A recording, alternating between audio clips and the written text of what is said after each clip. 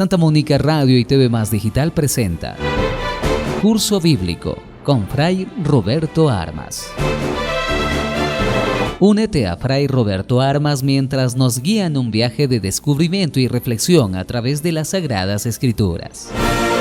Explora las enseñanzas de la Biblia, profundiza en su significado y descubre lo que nos dice Dios a través de su palabra. No te pierdas Curso Bíblico con Fray Roberto Armas. Sintonízanos y enriquece tu camino de fe. Saludos a Sandra Rodríguez y ya iniciamos Curso Bíblico con Fray Roberto Armas. Buenos días. Buenos días, Sandrita. Buenos días, radioyentes. Buenos días a todos, especialmente a los que escuchan nuestro programa. Un martes más estamos con ustedes. Vamos a ver si podemos terminar la reflexión que estamos haciendo sobre el Antiguo Testamento, ahora con los profetas, para comenzar la semana que viene con el Nuevo Testamento y novedades del Nuevo Testamento, que son interesantes, que lo importante que tenemos que conocer nosotros de la Biblia es el Nuevo Testamento, más que el Antiguo. Hay que comprender el Antiguo para comprender mejor el Nuevo. Entonces, esa es nuestra intención. Iniciamos con la oración correspondiente de este día. Así es, nos ponemos en presencia de Dios. Señor, te damos gracias porque nos permites participar en este curso bíblico por medio de la radio. Nos reúnes y nos pones frente a tu palabra. Ayúdanos a acercarnos a ella con reverencia y con atención y con humildad. Envíanos tu Espíritu para que podamos acogerla con verdad y con sencillez, para que ella transforme poco a poco nuestra vida. Que tu palabra penetre en nosotros, que nuestro corazón esté abierto como el de María, Madre tuya y Madre nuestra, y como en ella la palabra se hizo carne, que también en nosotros esta palabra tuya se transforme en obras de vida según tu voluntad. Amén. Amén. Bueno, continuamos con los profetas menores. ¿Cuál es la teología del profeta Habacuc? Bien, nos toca hoy Habacuc, que es un poquito raro, ¿no? Ya veíamos varios profetas, hay nombres raros también, pero bueno, son los nombres de aquella época, ¿no? En la primera parte de este libro, el profeta Habacuc, como portavoz de muchos creyentes en el mundo, le propone al Señor su primer motivo de queja, como una especie de queja, ¿no? Porque Dios permite el triunfo de la iniquidad, del mal, ¿no? En el mundo a veces triunfa el mal por X motivos, ¿no? Y el Señor responde con el anuncio de algo sorprendente que está por realizar. Va a suscitar un pueblo terrible que atacará y castigará a los culpables, a los que han cometido la maldad, ¿no? Entonces la respuesta de Dios provoca un segundo cuestionamiento. El profeta se queja porque el Señor, que es santo, permite que los pecadores sean castigados por otros que son más crueles que ellos. Y como respuesta, el Señor le exhorta al profeta a mantener la fidelidad, al pueblo, al profeta y al pueblo, ¿no? A mantener la fidelidad y a esperar un tiempo futuro en el que Él actuará para imponer la justicia. Al final va a haber justicia. A veces parece que esto es injusto como actúa Dios, pero no, Dios permite. Dios deja que se realice con naturalidad tanto el bien como el mal. Y que pues, ante el mal Dios no va a cortarlo radicalmente. Al final es cuando hará la justicia a todas las obras realizadas por nosotros. La promesa deberá ser puesta por escrito, porque la espera va a ser larga, entonces que se quede por escrito para que conste a las generaciones futuras. El justo conservará la vida por su fidelidad. Esta es una frase que después la recoge San Pablo también en algunas de sus cartas, ¿no? El justo conservará la vida por su fidelidad. Esta promesa de Dios se ha conservado y ha sido objeto de reflexión a lo largo de la historia. Cuando los griegos tradujeron el Antiguo Testamento, un grupo de griegos, no toda la comunidad griega, el grupo de los 70 especialistas, al traducir la Biblia, expresaron que esta de otra forma, ¿no? El que es justo vivirá por la fidelidad de Dios. Pablo también se refirió a esta promesa de Dios y la reprodujo desde su propia perspectiva. Vivirá el que es justo por la fe. Son frases diferentes, pero que significan lo mismo. En la segunda parte de este libro de Habacuc, el profeta entona una sátira contra el opresor ambicioso, violento y confiado en los ídolos. Pronuncia sobre él 5 imprecaciones o lamentos semejantes a los que se leen también en el Evangelio de San Lucas en el capítulo 6. Son textos que comienzan con la exclamación ¡ay! ¡Ay de ustedes! ¡Ay del pueblo! ¡Ay, ay! ¿No? Como queja. También la tenemos en el profeta Isaías, como las lamentaciones que se cantaban también en los funerales. ¡Ay, cuando muere un familiar! ¡Ay, ay, ay! Entonces, valiéndose de esta forma literaria, el profeta describe como muertos llevados al sepulcro, pues ¿a quién? Al tirano invasor, a todos los que como él se consideran felices y triunfadores porque practican la maldad, etcétera. Hay de ellos, ¿no? Hay de ellos. Por eso Habacuc concluye con un canto. Ante toda la maldad reinante, el profeta ansía que llegue el día en el que el Señor implante la justicia. Al final es la esperanza de la justicia, que llegará la justicia, y Dios es justo. Con figuras a veces aterradoras describe la venida de Dios y su triunfo sobre los que oprimen al pueblo justo, su triunfo sobre el mal. Hasta que esto se produzca, el fiel espera o debe esperar pacientemente. Entonces el profeta invoca al pueblo que tenga paciencia, que la justicia llegará. En el programa Curso Bíblico seguimos hablando de los profetas menores. ¿Cuál es la teología del profeta Sofonías? Sofonías, nos toca ahora Sofonías. Sofonías anuncia un mensaje importante, el día del Señor. En casi todos los profetas aparece esa frase, llegará el día, aquel día del día, llegará el día del Señor, etcétera, ¿no? Se repite con frecuencia. Idea, esta del día del Señor, que ya se encontraba pues en Amós y en otros profetas más también. Es el día en que el Señor juzgará a los pecadores e instaurará su reinado de justicia y paz, lo que anunciaba también el anterior profeta Habacuc, lo que anunciaba, también lo repite aquí ahora el profeta Sofonías, pero él ya añade la paz también. Un reinado va a reinar, Dios reina con justicia y instaurando la paz. Pero en Sofonías aparece la novedad de que este día es inminente, va a llegar pronto.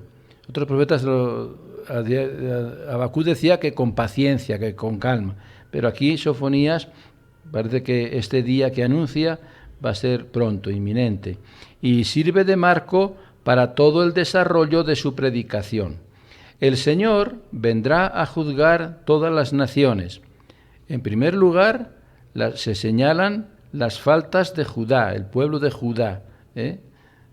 Se reprocha al pueblo entero que haya olvidado al Señor y que esté rindiendo culto al dios falso Baal y adore incluso a las estrellas.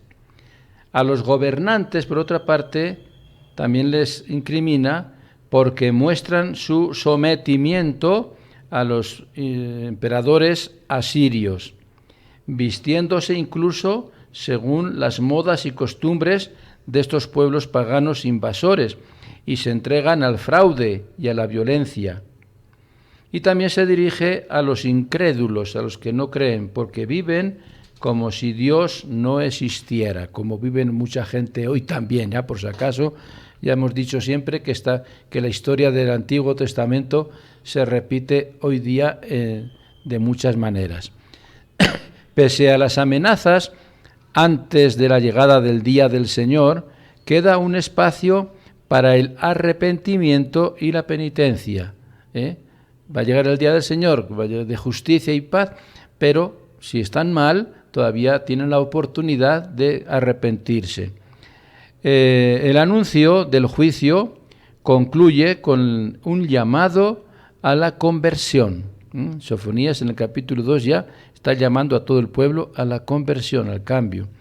En particular, son convocados los que constituirán el resto de Israel, los más fieles a la alianza, al que el Señor, a este resto de Israel, lo purificará y al que encargará la misión de llevar la salvación a todas las naciones.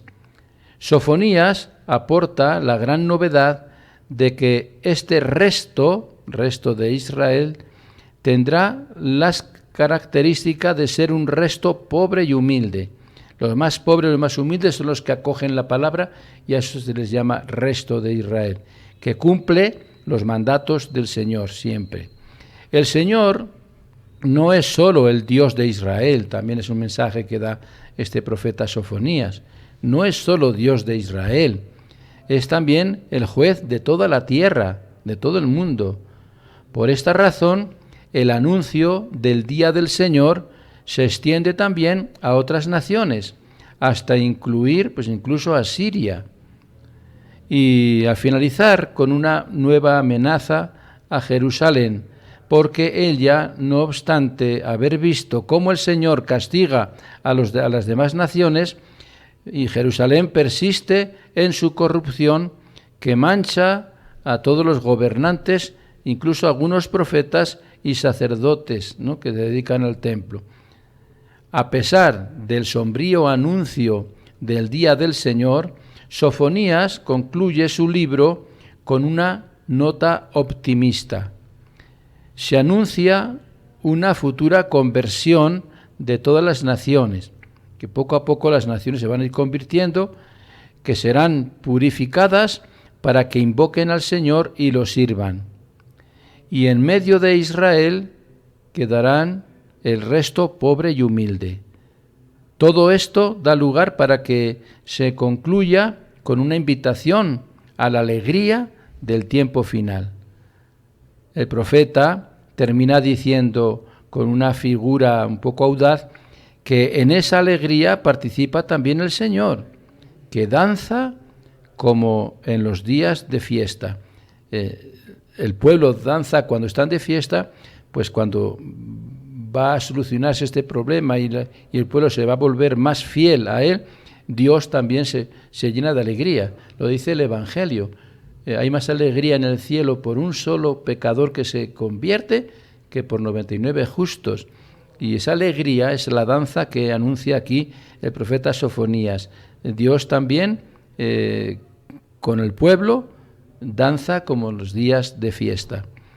Y en un apéndice, el final del libro del profeta, este profeta Sofonías añade otra nota optimista, que el Señor se presenta como un pastor que en el tiempo futuro se ocupará de las ovejas heridas, buscará las perdidas, destruirá a todos los opresores y congregará a todos los que se encuentren en la dispersión. El pueblo de Israel se está dispersando, es como un rebaño que le falta pastor y entonces cada oveja va por un lado. A Israel le faltan buenos pastores, buenos guías, buenos reyes, y entonces el pueblo se dispersa a otros ídolos, a otros dioses, a otras creencias, y se aparta de Dios. La oveja descarriada es la que se aparta de Dios. El buen pastor Jesús es el que la busca para que regrese a Dios. Eso es lo que anuncia también ya anticipadamente este profeta Sofonías, y todo se llevará a cabo más o menos con la llegada de Jesús. Seguimos conociendo un poco más de los profetas menores. ¿Cuál es la teología del profeta Ageo? Otro profeta es Ageo, ¿no? Es sabido que los profetas tuvieron una actitud muy crítica con respecto al templo y al culto que se celebraba en él. Y en algunos de ellos anunciaron también la propia destrucción del templo. Por eso resulta extraño que Ageo demuestre tanta preocupación por su reconstrucción. Lo que aquí el profeta se va a centrar es en insinuar a la gente, invitar a la gente a la reconstrucción del templo. La oposición es solo aparente, porque si bien el profeta se está refiriendo a la reconstrucción inmediata del templo destruido por los babilonios en el destierro, él ve que cuando esta obra esté realizada, no se estará más dentro de los parámetros de la historia actual, sino en un futuro en el que el Señor renovará los cielos y la tierra. Todas las naciones acudirán a Jerusalén, a este templo, para llevar los tesoros, sus ofrendas, y el mismo nuevo templo se llenará de gloria del Señor. Estos serán los tiempos en los que los campos tendrán una producción asombrosa. Anuncia que va a haber más producción. Es un profeta optimista. Dentro de este mismo marco, Ageo saluda a un personaje, a Zorobabel, por ser descendiente de David, como si él fuera el futuro Mesías, ¿no?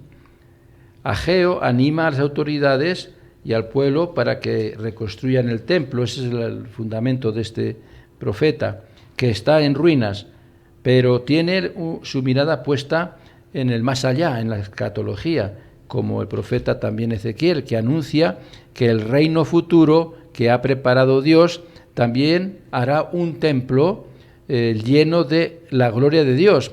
Y en este templo estará presente el Mesías, descendiente de David.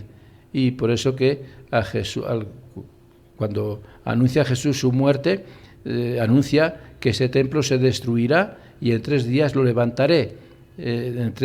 Será crucificado Jesús, morirá y a los 3 días resucitará. El templo es la imagen de Jesús, del Mesías. Los templos que se construyen en este mundo son figuras que representan la fidelidad que el Señor tiene reservada para la humanidad y deberá revelarse en el futuro.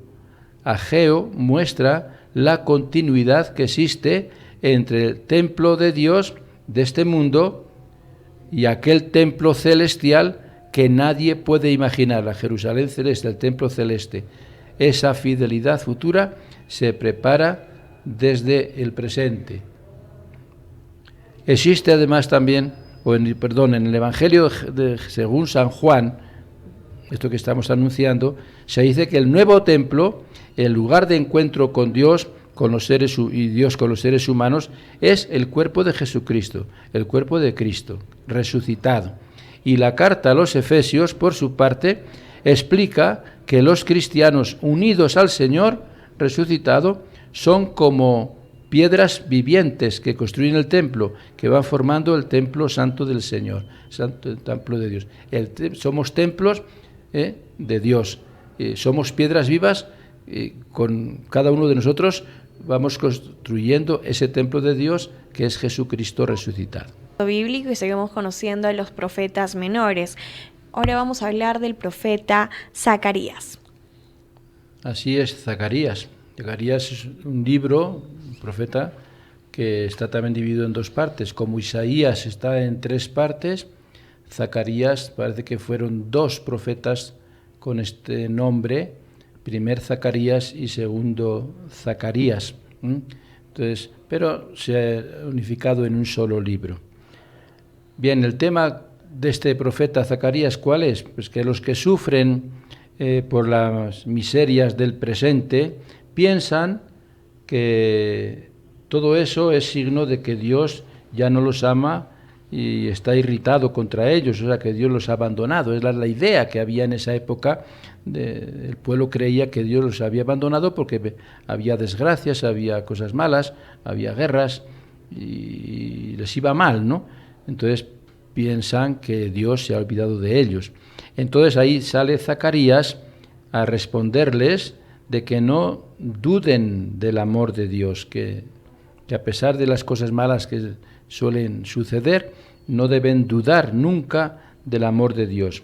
Dice, la humanidad se encuentra en medio de las pruebas, pero el Señor sigue siendo fiel y con toda seguridad intervendrá y cambiará este mundo y arrancará de él todas las miserias y demás. Todas las cosas negativas se superarán, pero con la fidelidad y con la confianza siempre en Dios. Entonces es el mensaje central prácticamente del profeta Zacarías en su primera parte, que el pueblo confíe en Dios, que las cosas malas tienen que suceder, que siempre han sucedido y siempre sucederán, pero eso no significa que Dios se haya alejado de nosotros o nos haya abandonado.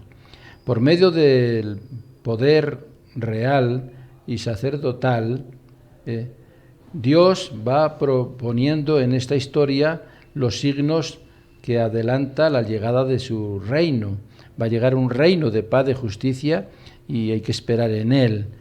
Eso es lo que prácticamente resume el primer Isaías, el primer Zacarías. Y el segundo Zacarías, la segunda parte, se dirige a los que viven atemorizados por las agresiones del mal.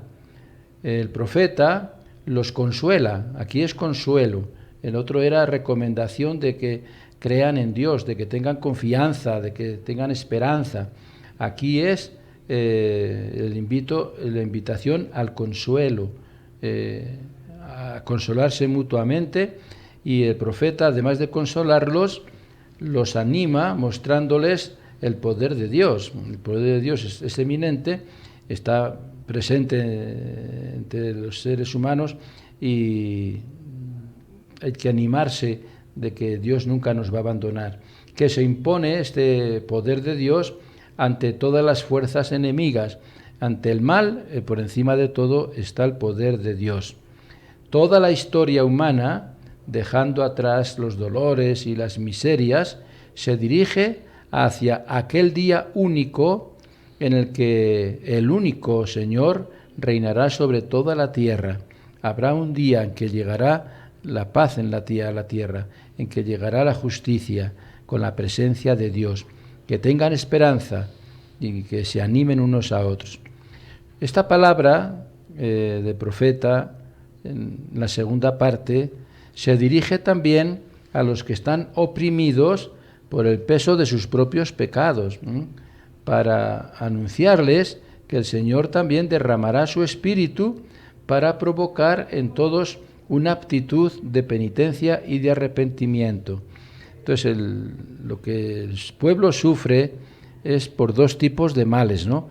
El mal físico, el mal normal que todos vemos, enfermedades y guerras y violencia y demás, pero también hay el mal espiritual, el mal que lo provoca nuestros propios pecados y que también nos deja desorientados y alejados de Dios. Entonces también el profeta Zacarías invita a la esperanza de que eso se puede superar con esa actitud de penitencia y arrepentimiento que todos deben tener. Y de esa manera va a abrir una fuente para lavar el pecado y la impureza. Dios va a dar esa oportunidad para que todo pecado sea borrado y sea purificado. En la lectura cristiana de estos textos, aún a pesar de su oscuridad, estos acontecimientos se producirán cuando todos dirijan su mirada hacia aquel a quien traspasaron.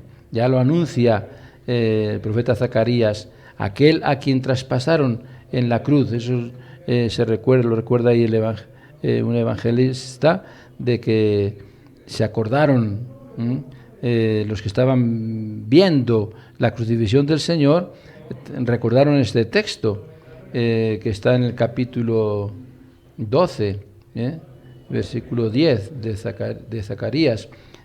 Miraron a que traspasaron, y que ahí está la esperanza de que a que traspasaron, ¿por qué? Para el perdón de los pecados, para el perdón de todos los que se han apartado de Dios. Los evangelios de la pasión de Jesús evocan varios pasajes de este segundo Zacarías. La entrada del Mesías en Jerusalén, montado sobre un burrico, también está en Zacarías capítulo 9, y lo recuerda el Evangelio de San Mateo, el Evangelio de San Juan. Ya anuncia Zacarías que este Mesías, el que viene a salvarnos, va a entrar humilde, montado en un borrico hacia la ciudad de Jerusalén. También la traición de Judas, que vende al pastor por 30 monedas. Eso lo tenemos también en el capítulo 11 de Zacarías. Y lo recuerda el Evangelio de San Mateo en el capítulo 27. También el anuncio del misterioso traspasado que hemos dicho antes, ¿no? En Zacarías 12 miraron al que traspasaron, y lo tenemos también en el Evangelio de San Juan capítulo 19. O sea, son textos escritos por el profeta Zacarías, segundo Zacarías, que se cumplen después en Jesús en distintos momentos. También en el Apocalipsis han quedado plasmadas varias imágenes de este libro profético de Zacarías, ¿no? Como es la imagen de los caballos que representan emisarios divinos en Zacarías 1, Zacarías 6, que lo recuerda el capítulo 6 del Apocalipsis y también el capítulo 19. También la imagen de la de medir la ciudad en Zacarías capítulo 2 lo recuerda Apocalipsis el capítulo 11. Y también la imagen de los candelabros o de los 2 olivos que menciona Zacarías en el capítulo 4 y que el libro del Apocalipsis lo repite en el capítulo 11. Bien, son frases escritas por un profeta antes de la llegada de Jesucristo, bastantes años antes de la llegada de Jesucristo, pero que después en Jesucristo se cumplen. Y los libros que escriben sobre Jesucristo los van a recordar al profeta Zacarías. Pues es un profeta que casi une de alguna manera los 2 testamentos, Antiguo Testamento, imágenes del Antiguo Testamento que se cumplen con imágenes de Jesús en el Nuevo Testamento. Y ya para finalizar un poco más de los profetas, vamos a hablar cuál es la teología del profeta Malaquías. Bien, pues es el último profeta. Hemos llegado poco a poco hasta el último profeta, Malaquías. Malaquías, identidad de este autor, del último de los libros, en la colección de los 12 profetas menores, es una cuestión debatida entre los especialistas. El nombre que aquí se traduce por Malaquías es el término hebreo Malaquí, que después de ser nombre propio de personas, también puede traducirse como mi mensajero. Malaquías significa el mensajero o mi mensajero, el mensajero de Dios. En esta obra se descubren relaciones con la segunda parte del libro de Zacarías. Malaquías y Zacarías hay varias similitudes. Por ejemplo, la expresión oráculo, palabra del Señor, se encuentra en Malaquías y también en Zacarías. Dada esta y otras coincidencias, algunos autores proponen que el llamado segundo Zacarías se debería separar del libro de Zacarías y constituir la primera parte del libro de Malaquías. ¿Cómo se llegó a dividir esta obra para darle la forma que tiene actualmente? Es objeto, pues, a veces de discusión, ¿no? Y todo lo que se afirma queda en el terreno de lo hipotético. Bien, pues en tiempos de Malaquías, Judá, el pueblo de Judá, pasa por momentos muy difíciles. Más adelante se hablará de sequía, de plagas, de langostas, etcétera. Eso en Malaquías 3. El pueblo dice que Dios no lo ama y se ha olvidado de las antiguas promesas, ¿no? que Dios se ha olvidado del pueblo. Dios es casi igual lo que hemos dicho antes también con Zacarías. Por eso dice que Zacarías con Malaquías deberían unirse. La segunda parte de Zacarías y Malaquías debería ser un solo profeta, un solo libro, porque hay coincidencias. Dios le asegura, de todas maneras, por medio del profeta, a pesar de todo, siempre ama al pueblo, y siempre prevalece el amor de Dios y la fidelidad de Dios, y no ha renunciado a lo que antes le prometió. Eso lo dice en Malaquías capítulo 1, casi los primeros versículos, recordando los textos del Deuteronomio. Deuteronomio pues habla de que Dios siempre amará a su pueblo y siempre estará con él. En el capítulo 4, el capítulo 7, el capítulo 10, el capítulo 33, varios sitios, ¿no?, del libro de Deuteronomio, repite que Dios va a ser fiel y que Dios siempre va a amar a su pueblo. Y entonces el profeta Malaquías se lo recuerda, le recuerda al pueblo que ya en tiempos de Moisés Dios había prometido su fidelidad y su amor, y que tengan esperanza que llegará pues en su momento. La última parte del programa Curso Bíblico, y seguimos hablando de la teología del profeta Malaquías. Sí, seguimos con Malaquías, es el último profeta que está en orden en la Biblia, y también denuncia Malaquías varias cosas, varios abusos. El abuso social en la sociedad, el abuso, pues, la corrupción y las injusticias que se cometen entre los poderosos y los más débiles, los más pobres. Y también el abuso religioso en la forma de llevar el culto, en la forma de vivir cada uno su religión, ¿no? Y exhorta a sus conciudadanos a que permanezcan fieles a la alianza. La fidelidad a la alianza es la clave de todo. Siendo solidarios, invita a la solidaridad siempre con los más necesitados y con los más pobres, conservando la pureza de la raza en sus matrimonios. Habla del matrimonio, invitando a la fidelidad en la unión matrimonial. Recalca eso también, la fidelidad que tiene que haber en el matrimonio, porque si no hay fidelidad, se contaminan con pueblos paganos y que no daban importancia pues a la familia, y entonces eso hacía que la raza, los descendientes de matrimonios a veces entre hermanos, entre parientes y demás, pues se vaya empeorando. Invita pues a la fidelidad en el matrimonio. Es un detalle importante que ya en el Antiguo Testamento le den importancia al sacramento del matrimonio, que todavía no era sacramento, pero era ya una costumbre.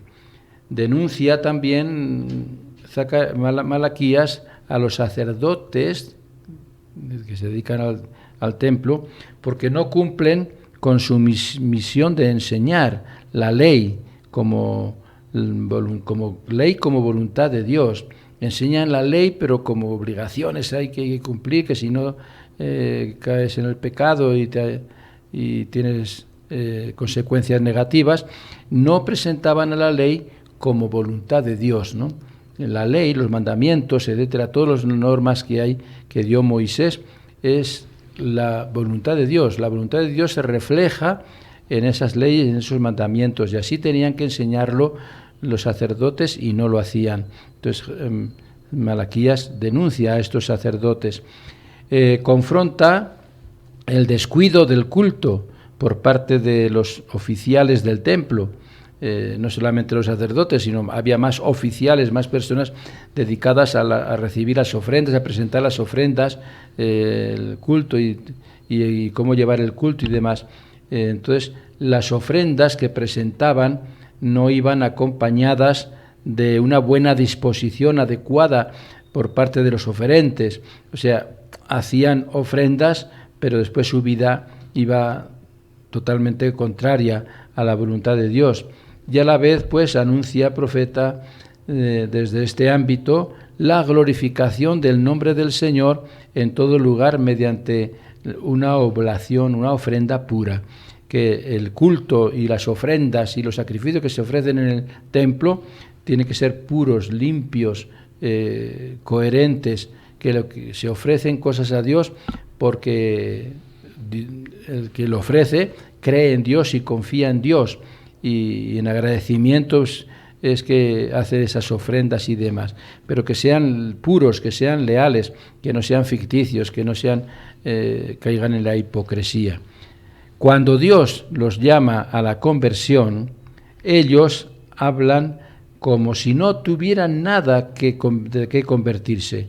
O sea, el profeta les invita a la conversión y ellos, ciegos en su pecado, ciegos en su infidelidad y en su hipocresía, dicen: ¿de qué vamos a arrepentirnos si estamos haciendo las cosas bien, ¿no? Entonces no reconocen sus errores. Y el peor pecado es ese, no reconocer que somos pecadores. Por eso el Señor les reprocha que no cumplan correctamente, por ejemplo, el pago de los diezmos o de las ofrendas que deben llevar al templo por ley para su sostenimiento y ayuda a los necesitados, ¿no? Pues esas ofrendas que se hacían al templo muchas veces eran para sostener a los más necesitados y a los más pobres. Esa era la finalidad principal. Y entonces, al no cumplir ellos bien con esas ofrendas, pues los pobres seguían siendo pobres y no se cumplía pues con lo que Dios quería, que es la solidaridad. Si ellos no cometieran estos fraudes, el Señor los libraría de los males que los afligen. Les daría la lluvia, les alejaría la langosta de sus campos, etcétera. O sea, el profeta Malaquías les dice claramente que si se convierten, que si hacen las cosas bien hechas, que si sus ofrendas son puras, son limpias y sanas, que Dios también se va a preocupar por ellos y también les va a recompensar. Finalmente, hay algunos que consideran inútil servir al Señor, dice en tiempo de Malaquías. Algunos dicen: ¿para qué servir al Señor si después todo nos va mal? Porque ven que a los malvados les va bien, a los que no confían en Dios, a los que no siguen a Dios, a los que viven a su antojo, parece que les va bien, y a los que se esfuerzan por cumplir la ley, como que les va un poquito peor. A estos les responde el profeta que ese bienestar es aparente, porque llegará el día del Señor en que hará justicia, en el que serán castigados los malvados, los que practican el mal, y se dará el premio a los que hayan permanecido fieles. O sea, la recompensa al bien o al mal no está en este mundo, está en el más allá, está en la otra vida, y ahí sí Dios va a ser justo. Las polémicas del Señor con su pueblo y con los sacerdotes siguen siendo actuales porque son palabras y formas de proceder que siempre se repiten, ¿no? La historia se repite continuamente y caen en la monotonía y no hay un verdadero arrepentimiento y demás, ¿no? Dos textos breves, en forma de apéndice, el final del libro, aparecen como conclusión de este libro de Malaquías. En el primero traen a la memoria de los lectores las exigencias de la ley de Moisés. Malaquías les recuerda que la ley de Moisés son para cumplirse y es exigente y no se pueden descuidar. Estas deben ser observadas porque fueron dadas por el mismo Dios. Es el mismo Dios da las leyes y por eso hay que observarlas y cumplirlas. Eso es en primer lugar. Y un tema que ya estuvo presente en las polémicas de los capítulos precedentes, ¿no? Bien, el segundo texto importante del final de este libro, se anuncia el envío del profeta Elías para que prepare el día del Señor y reconcilie a los mayores con los jóvenes, etcétera. Esto también lo repite Jesús también, que Juan Bautista es Elías que tenía que venir. Entonces, Elías ya había fallecido, había sido arrebatado en un carro de fuego al cielo, por lo tanto no se narra en el Antiguo Testamento la muerte de Elías. Entonces, Y muchos pensaban que Elías, como no murió y fue llevado al cielo, que igual volvería todavía también a seguir viviendo en la tierra y vendría pues también ¿cuál fue la labor de Elías? Principalmente defender a un solo Dios, Dios único. Habló contra los ídolos, contra los dioses falsos y invitaba pues a la fidelidad a un solo Dios. Y entonces Elías tiene que volver para recordarles a este pueblo infiel, a los que no son fieles, a los que se están alejando de Dios y se dedican a otras cosas, recordarles que no hay más que un Dios y que los mandamientos que da Dios son exigentes y hay que cumplirlos definitivamente, ¿no? Entonces, y eso ya lo recuerda después Jesús, hablando de Juan el Bautista, porque le preguntaban a Juan, ¿eres tú ese Elías el que tenía que venir? El que tenía que venir, ¿no? El que ya el profeta Malaquías había anunciado que tenía que volver a vivir entre ellos el profeta Elías, porque no había muerto físicamente o no se relata su muerte, ¿no? Entonces Jesús responde, Juan Bautista, claro que es Elías. Juan Bautista es el Elías que tenía que venir. El que anunciaba el profeta Malaquías se refería a Juan, que viene a preparar el camino para recibir a Jesús, que iba a nacer el Mesías, que iba a venir a salvar a todo el pueblo y a todos nosotros también. Entonces son como repito, anuncios, profecías de profetas del Antiguo Testamento que después en el Nuevo, con Jesús, se van cumpliendo con la llegada del Mesías. Profetas que se cumplen después. Bueno, pues con esto terminamos las reflexiones de estos profetas menores. Se llaman menores no por menor importancia, porque son libritos más cortos, pero los temas se repiten en casi todos, y entonces no tienen la importancia pues, de un Isaías o de un Jeremías, que tienen mucho más mensaje, mucha más teología. Entonces cada profeta se dedica un tema o dos temas importantes de ese momento para animar al pueblo a que rectifique sus errores y se acerque más a Dios. Entonces son, por ejemplo, textos cortos y temas también más breves, y por eso son menores, pero son importantes como los mayores, ¿no? Porque son mensajes que los anuncian para el pueblo de su época, pero que se repercuten después también en los tiempos posteriores y en nuestros tiempos también. Hay muchas profecías de esos profetas menores que hoy también son importantes y que hoy se siguen cumpliendo y demás, sobre todo después de la llegada de Jesús. Así que terminamos de esta manera con el tema del Antiguo Testamento, ¿no? Todos los libros del Antiguo Testamento, que saben ustedes que son 47 libros, 46, 47 libros, y los hemos tratado pues casi todos, y sobre todo los más importantes, para que vayamos tomando conciencia de la importancia que tiene cada uno de los libros y que hay que comprenderlos de acuerdo a cuándo se escribieron, cómo se escribieron y en qué forma se escribieron.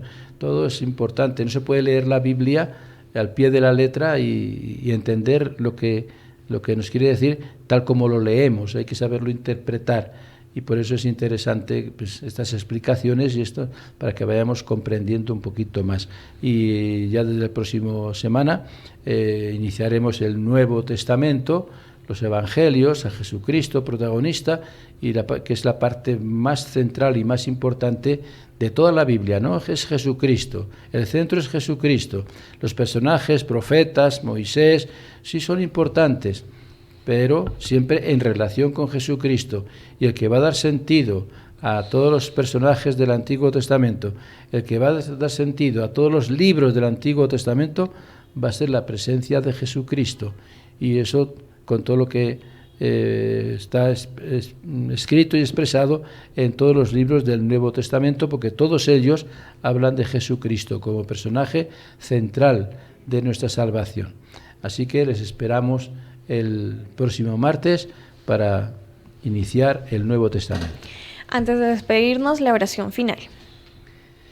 Bien, pues terminamos ya nuestro programa dando gracias a Dios. Gracias, Señor, por estas reflexiones y por su palabra, por tu palabra que que hemos escuchado.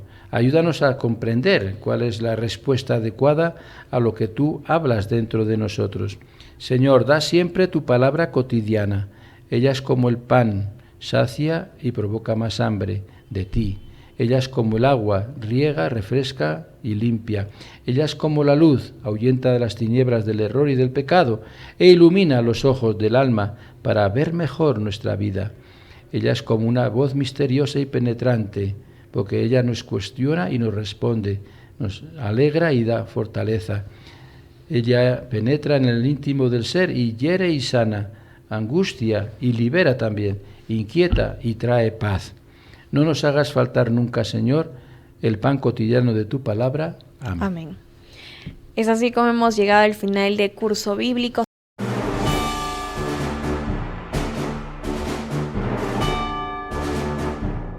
Santa Mónica Radio y TV Más Digital presenta Curso Bíblico con Fray Roberto Armas. Únete a Fray Roberto Armas mientras nos guía en un viaje de descubrimiento y reflexión a través de las Sagradas Escrituras. Explora las enseñanzas de la Biblia, profundiza en su significado y descubre lo que nos dice Dios a través de su palabra. No te pierdas Curso Bíblico con Fray Roberto Armas. Sintonízanos y enriquece tu camino de fe.